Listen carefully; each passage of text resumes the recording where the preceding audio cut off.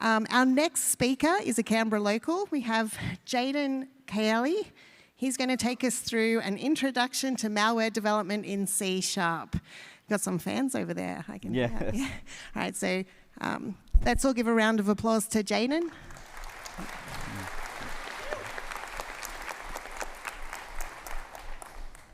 Hi, my name is Jayden. I'm a penetration tester at SilentGrid, and today I'm going to talk about how to go about starting to develop Windows-based malware, in particular using C#.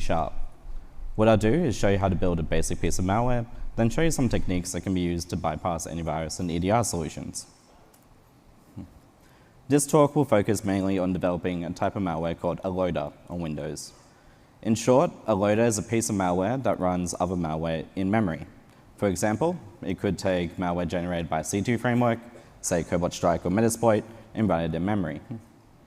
Loaders can run all various types of malware, including pure assembly, aka shellcode, a Windows executable, i.e. a Windows PE, or a .NET assembly. This talk specifically will focus on running shellcode in memory, also known as a shellcode runner. The reason why this type of malware is useful is that it's much easier to build a loader that can run your favorite C2 framework from scratch and get that to bypass AV than building a C2 framework yourself. So first, it'll help to have some background information on what's called the Windows APIs. So the Win32 API is an API built by Microsoft to interact with the OS. If you were to build a Windows-based application, this is the API you'd be expected to use. This API is officially documented by Microsoft and is included in various DLLs, including kernel 32, kernel base, and user 32. On the lower level, these APIs will call what are called the native APIs. The native API is again an API created by Microsoft to interact with the OS, but importantly, it's what transitions from user mode, the privilege level of applications, to kernel mode, the high privilege mode where actions are actually performed. These are not officially documented by Microsoft as they're not intended to be used and mostly reside in NTDLL. This is a diagram showing the relationship between the APIs. So say, for example, I have an application that wants to access another process. I could do this by calling openProcess Win32 API in kernel 32, which would call openProcess in kernel base, which in turn would call the native API NTOpenProcess in NTDLL. This API would then perform the syscall instruction, switching from user mode to kernel mode. The kernel does its stuff, and then returns to the native API, which returns to kernel base, etc. So what's C#? C# is a language that utilizes .NET. .NET itself is a development platform, with the .NET framework being a Windows-specific implementation of this platform. It runs via what is called the Common Language Runtime, and because of that, we would say it's managed code. What this means, practically speaking, is that we can't just directly call unmanaged code, i.e. the Win32 APIs. C# itself is a high-level language, so it makes it very easy to code in, compared to, say, C or C++. There are some interesting things you can do specifically with C# in terms of malware development, i.e. the reflection APIs. And in general, it's much easier to debug than, say, C. If you were to start trying to develop C# malware, I would highly recommend using Microsoft Visual Studio Community Edition. This is an IDE designed to build and run various Windows-based languages, including C#.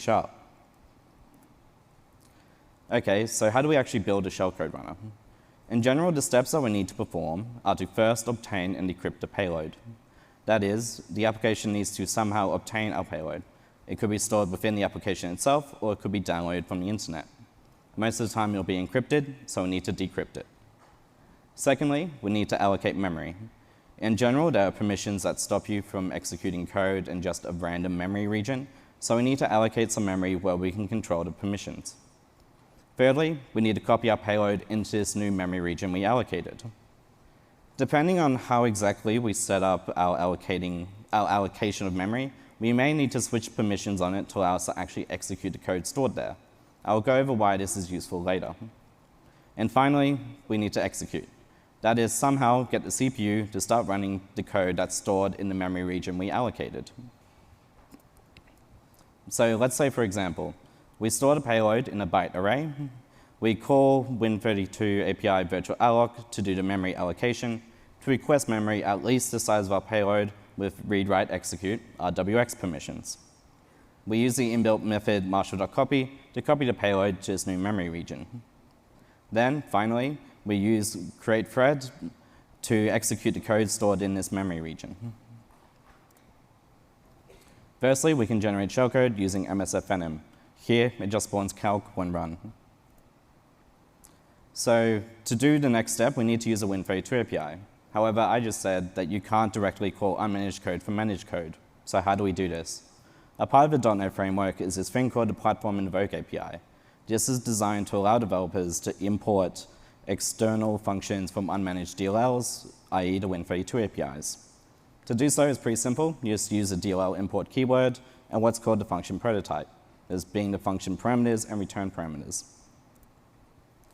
Here, we do this to run virtual alloc. Firstly, we import it. See here, we're using the DLL import keyword to say import a function called virtual alloc from kernel 32. With this imported, we then call virtual alloc with our shellcode for size and read-write-execute permissions as the memory permissions to set.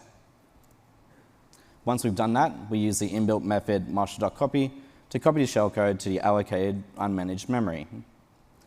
Finally, we import the Win32 API createThread, and then we create the thread on our new memory region. When we do this, our new thread will get killed because our main thread does not know to wait for our other thread to finish. So to make this happen, we can use the Win32 API, wait for a single object, point out to our newly created thread, and say wait for an unlimited amount of time, being 0xFFFF. This is only one example of running shellcoded memory. Many more variations on this idea exist, with different ways of allocating memory, storing the payload, writing the payload, and executing.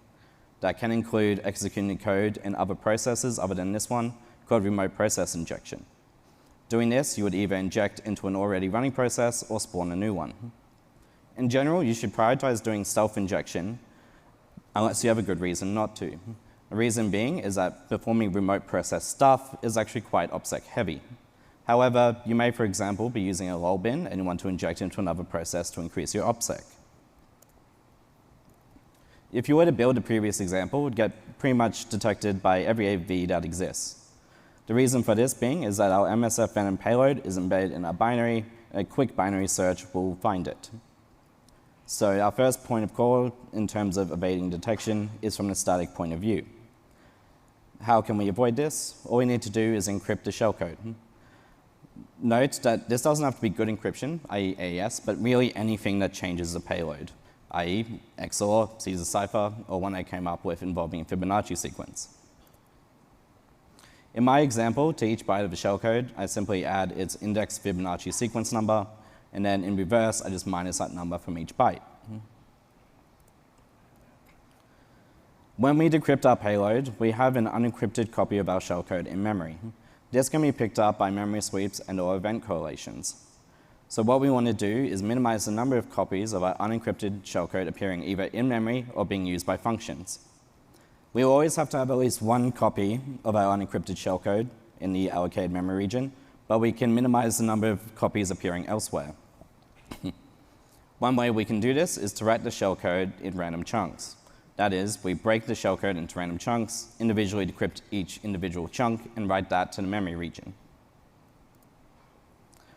So here in this example, I created a random chunk map where its index mapped to size. For example, index 0 is of size 4 bytes, index 4 is of size 5 bytes. Then, when I go to copy the shellcode into the memory region, I first randomize the list of chunks, pick each chunk at one at a time, and individually decrypt that chunk, and then write it to the memory region. Another way our shellcode runner could be caught is through the detection of a high entropy section. Where we stored our encrypted payload now has a high entropy. As you can see in this image, this has raised the entropy of a .text section to near maximum, being 8. And the tool, detected easy, shows us that there's something packed there. On the right is a standard Windows binary where we can see the binary entropy of the .text section is roughly 6. So how can we avoid or reduce the entropy of our shellcode? One idea or one method is just to add a bunch of repeated bytes or words around our shellcode to reduce its entropy. However, some AV engines are able to detect this and still find the hidden encrypted payload. A method that I like to use is to encode each byte as a random English word. For example, byte 0 meaning pineapple. I then put a stop word in between each byte so I know how to decode it at runtime. So for example, my payload would become pineapple endocone blueberry. On the left, you can see my payload string, with endocone being the stop word in between each byte. And below that, we can see a word to byte map. When I decode it, all I need to do is convert these words into bytes and use that in my payload, in my shellcode runner. As you can see on the right, this has reduced my entropy to the point that is no longer detected as packed. Another issue with our example is the use of RWX memory. In general, RWX memory is rare and can be an indicator of malicious activity. We should instead first allocate read-write memory, then change the permissions to RX. The way to do this is by using the virtual protect Win32 API to change it from RX. As you can see in the example below, we use virtual alloc to first allocate read-write memory, copy the shellcode over to this memory region, then use virtual protect to switch it to RX. Another way our shellcode runner could be caught is through the import of unmanaged APIs, i.e. the Win32 APIs. If you would look at our example, we have create thread, virtual alloc, wait for single object, and virtual protect. This is a classic import table for a shellcode runner. In a .NET assembly, these imports are stored in what's called the import map table, like the one below. So how can we avoid this? We can avoid this by dynamically finding the location of these APIs, using two different Win32 APIs, getModuleHandle and getProcAddress. In short, getModuleHandle will obtain a handle to a load module, i.e. kernel 32. GetProcAddress obtains the location of a function given its name and a handle to the loaded module. With this, we can use what are called delegates. In short, a delegate is something that allows us to convert from unmanaged to managed code at runtime. What this lets us do is create a function where we later specify its location to run it. Here we use this trick for virtual alloc.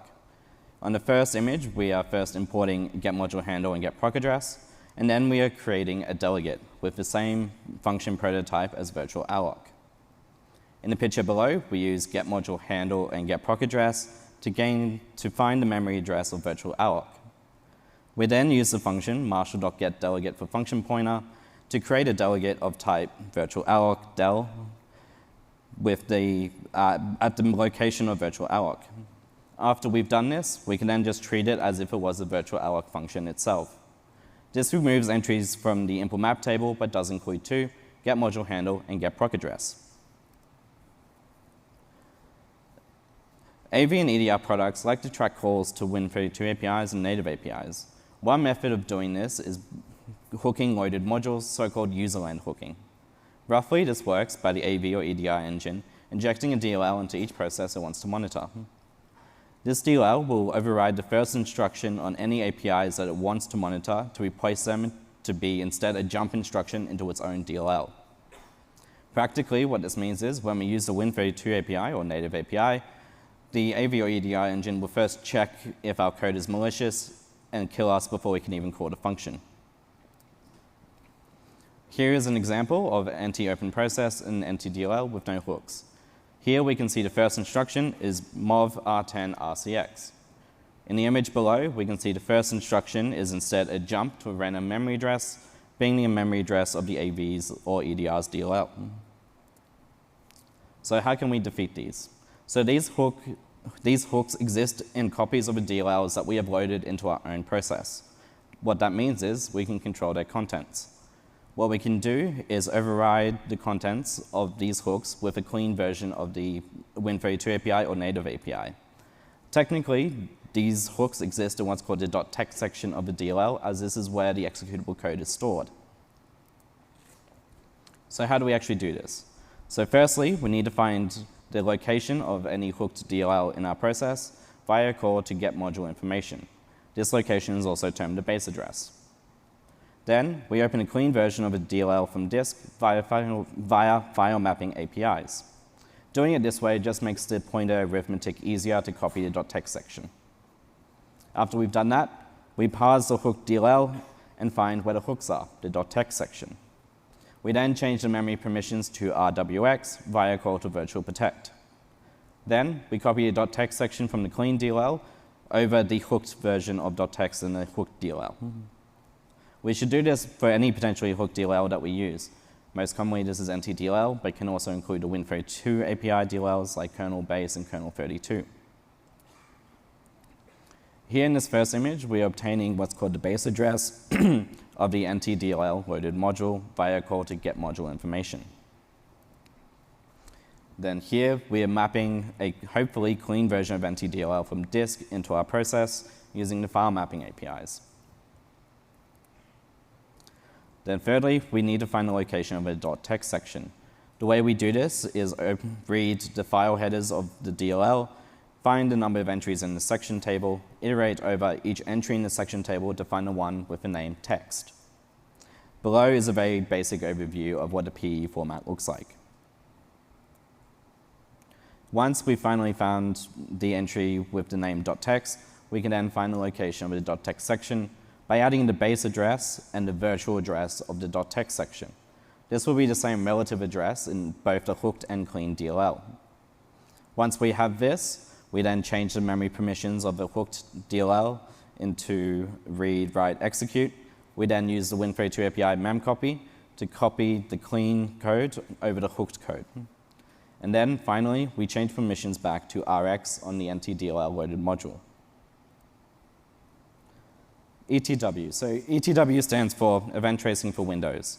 It's a component of Windows that allows applications to send events to a central store called an ETW provider. This allows applications to register and view the events written to these stores or provider, including EDR products, which heavily use ETW for monitoring. There is a specific store used by the .NET runtime, which includes information such as assembly name and methods. Here, I've run the tool Silk ETW to capture ETW events when I run the tool Seatbelt in memory. As we can see, it captured 361 events, including the name of the assembly Seatbelt. So how can we bypass this? Well, the very first thing we need to know is that .NET puts entries into the .NET provider by calling the native API ETW event write. What we can do is set up what's called a hardware breakpoint to immediately return when the .NET runtime attempts to execute this function, stopping the event from ever being written because we never run the function. In short, a hardware breakpoint is a breakpoint that we can set up when certain conditions are met during the execution of a process or thread, i.e. when the process goes to execute a particular function. In this way, we can make it if the process goes to execute the address, the execution of the program is stopped, and an exception is raised. The location of where we set up this information is in the debug registers DR0 to 3 and DR7.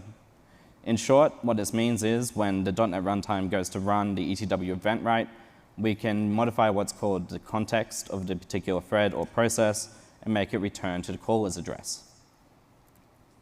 So how do we do this? So first, we need to define what's called an exception handler. When an exception is passed in, we need to check and see if the exception was caused because the process tried to execute the function ETW event write. After we have that, we need to register this exception handler within our process via a call to the Win32 API add vectored exception handler. With that, we then need to obtain the actual memory address of ETW event write, which we can do using get module handle and get proc address. With this information, we then set up the debug registers where the address of ETW event write is in DR0, and we set up execution style breakpoints in DR7 and enable DR0's location to check. So here's the handler. Firstly, it obtains the current context of the process and the exception record. What we do is check the exception record and see if it was caused by the process trying to execute ETW event write. If so, then we grab the return address from the stack, make this the instruction pointer, and then tell the process to continue running. Here is the setup for the bypass. So first, we register this exception handler by a call to add vectored exception handler. We then obtain the address of ETW event write, and then we enable breakpoints in DR0 to 3 and DR7. Here is an example of using the debug registers. In our case, we're using DR0 to hold a location of ETW event write.